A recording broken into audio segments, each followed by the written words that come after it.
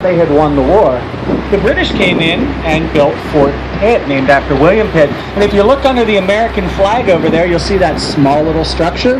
That is the Fort Pitt Blockhouse. That is the oldest standing structure in the city of Pittsburgh, built back in 1764. Now, originally, that was used to house all of the ammunition for the fort. But after the war was over, it became a family's dwelling. Then it became a multi-family dwelling. And they've been doing some digging around there in the past couple of months to put a garden in. And they have found toys dating back as far as the late 1700s over there. They will be going on display here in a couple months. And just to the right-hand side of it is the Fort Pitt Museum, where you can learn all about Point State Park, dating all the way back to its Native American days. Now we use Point State Park for our Three Rivers Arts Festival, along with our Three Rivers Regatta every 4th of July holiday with boat races culminating in a wonderful fireworks display. And there are concerts there throughout the year. The park is open all year long, so you can go visit there. Today's a beautiful day for it if you're downtown. And you can go check out the highlight of the fountain, or the fountain, I just gave it away. The highlight of the park, which is our fountain. The fountain shoots water 150 feet up into the air, and there's 6,000 gallons of water being pumped through there every single minute.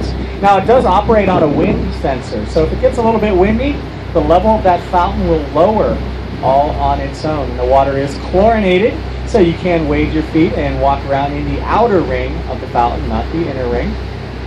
And you may be surprised to find out where that water comes from. But for that, I'm going to turn things over to our captain, and Katie will let you know about our Three Rivers and the water for the fountain.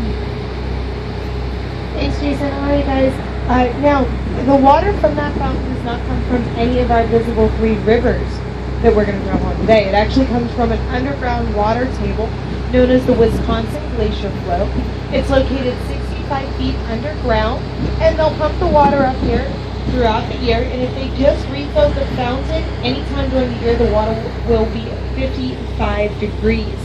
Now, also the water itself from the aquifer is such high quality that they actually use it as drinking water for the north side and some of the northern suburbs of the city of Pittsburgh.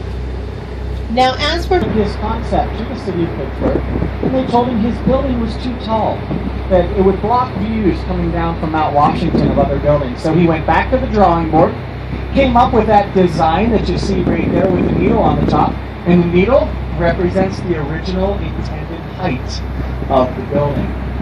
Now you can see as we're passing by, there's a wide opening at the top there. That will actually allow the needle to move. It will move 3 feet in either direction on a windy day, causing a very huge scare on the first windy day after it went up. People thought the building itself was going to come down, but no, it's safe up there. Now, just ahead of us on the right-hand side, you'll see this building with the large archway in the center of it there. That is the Fulton Building. Now, the reason for the archway, it was built before air conditioning. They wanted everyone to have their own window. It's now home to the Renaissance Hotel and the Byam Theater at the base of it there. The Byam Theater, where I had the opportunity to play the Cowardly Lion in The Wizard of Oz. You want to hear my Cowardly Lion? All right. Clemente. Now we'll close now for every pirate game, every home pirate game, so you can walk across the center of the bridge to head on over to Duchess Park.